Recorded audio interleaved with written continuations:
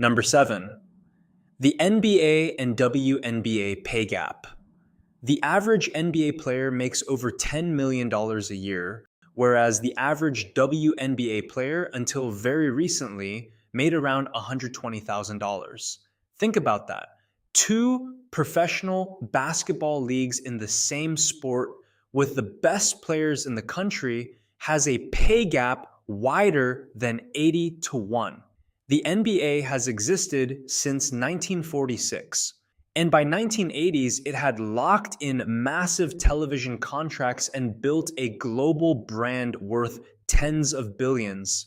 The WNBA launched in 1996, 50 years later. It had the blueprint but no major partnerships, lower viewership and far less sponsor investment, a 13-team WNBA league with a 40-game season versus the 30-team NBA league with 82 games. The economics were never designed to be equal, and for years, the best female basketball players on the planet were capped at a supermax of about $250,000, which is significantly less than most NBA players earn sitting on the bench. But with the most recent 2026 collective bargaining agreement, the salary cap jumped from 1.5 million per team to 7 million. The minimum salaries rose to 270,000 and the supermax hit 1.4 million dollars. That is still less than the NBA minimum of 1.1 million. The gap is still significant, but progress is undeniable. Number 6. The gender gap in aviation. If you've ever looked through the cockpit door while boarding a flight, there's a very good chance you saw two men. That's not coincidence. Because as of 2025, women hold under 6% of all airline transport pilot certificates, which is the highest license tier required to operate as a captain. Across all certificate levels, women represent roughly 11% of active pilots. So pilots in the airline industry are predominantly male. It's because after World War II, the aviation boom was powered by military-trained men transitioning into commercial roles, societal norms, workplace cultures that discourage women, and the financial barrier of flight training created a pipeline problem that compounds over generations. The first woman hired as a commercial airline pilot in the United States wasn't until 1973. Female student pilots have since grown to 16% of enrollees, a fourfold increase from 2015. And given how long it takes to build hours and advance to captain, that growth won't show up at the cockpit door for decades, but it's definitely trending in the right direction of closing the gap. Number 5. Women outlive men. Women historically live longer than men in virtually every country on Earth. In the United States, the gap sits at roughly 5 years, with women averaging a lifespan of 81 years and men averaging 76. In 13 of the 14 leading causes of death, men have the higher mortality rate. The one exception is Alzheimer's disease. Part of this is biological. Women carry two X chromosomes, giving them a backup copy of critical genes, and estrogen offers cardiovascular protection during the reproductive years. But biology doesn't explain everything. Men are more likely to smoke, drink heavily, and work in deadly occupations. They're less likely to visit a doctor for preventive care and more likely to ignore early warning signs until a condition becomes a crisis. The longevity gap is part behavioral, part biological, and a large part cultural. Although we send majority men to fight wars, it's surprising that this gap is not larger. Number 4, men are far more suicidal.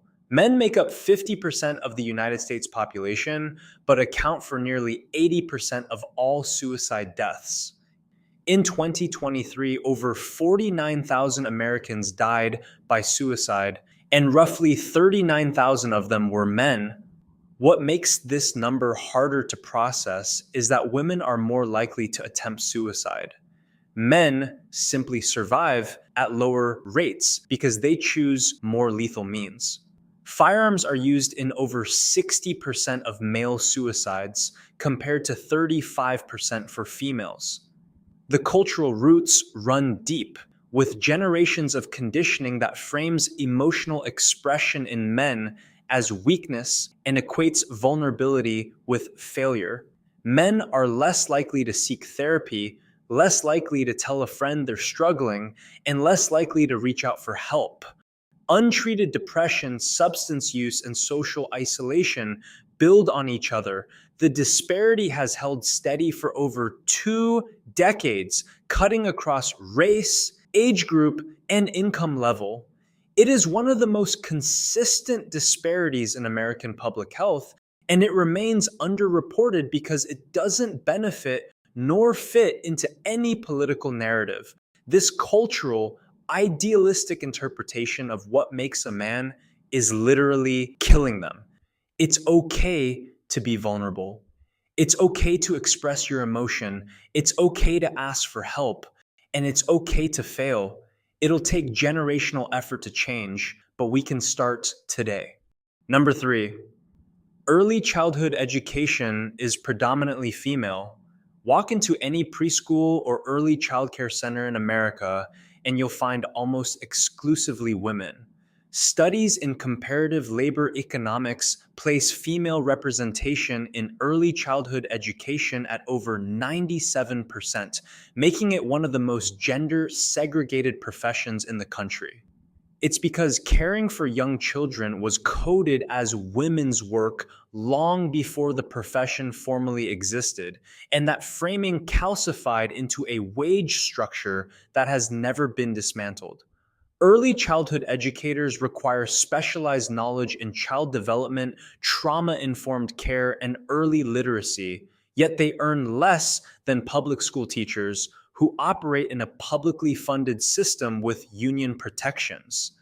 The private sector, market driven funding model for childcare keeps wages low and turnover high.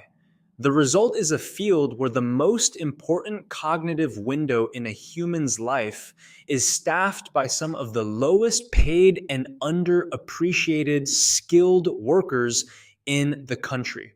When work gets feminized in America, it tends to get undervalued. In this case specifically, it should make more sense to significantly value this field because it is one of the most important and transformative impact in a child's development. Number two, men account for majority of workplace injuries and deaths. Every working day in America, a worker dies on the job. In 2024, the Bureau of Labor Statistics recorded 5,070 fatal occupational injuries in the United States. Men accounted for over 92% of them. This proportion has barely moved in over 3 decades of data. The jobs with the highest fatality rates are overwhelmingly male. Loggers, commercial fishermen, roofers, structural iron workers, refuse collectors. These occupations have a high exposure of risks from falls, equipment failures, extreme weather, and vehicle accidents. Over 40% of all workplace fatalities come from transportation incidents alone, which connects to another data point. Men die in motor vehicle accidents at more than twice the rate of women. The gender disparity in workplace deaths is a story of occupational concentration, risk tolerance, and the jobs that society has historically channeled men toward. In 2024, one worker died every 104 minutes.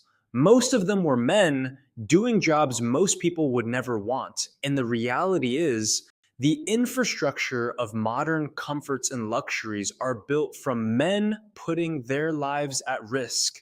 Shout out to all the men. We thank you and appreciate you.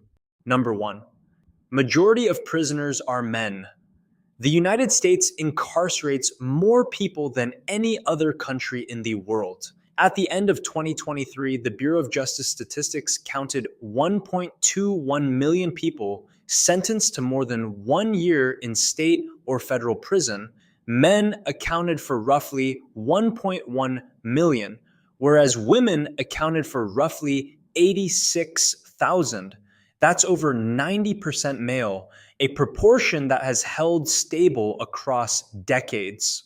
This statistic sits at the intersection of offense patterns, sentencing policy, socioeconomic disadvantage, and cultural norms that shape risk taking from childhood onward. Men commit violent crime at higher rates, a pattern documented across countries, cultures, and centuries. But the gap isn't only about the crimes. Research shows men receive longer sentences than women for comparable offenses, a disparity called the gender sentencing gap.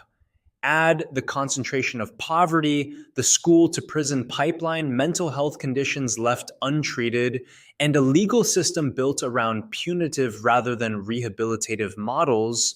And what you get is one of the most dramatic demographic imbalances in American institutional life. Over 90% of prisoners in the United States are men. Hardly anyone frames it as a men's issue. Thanks for watching. Like and subscribe to see more.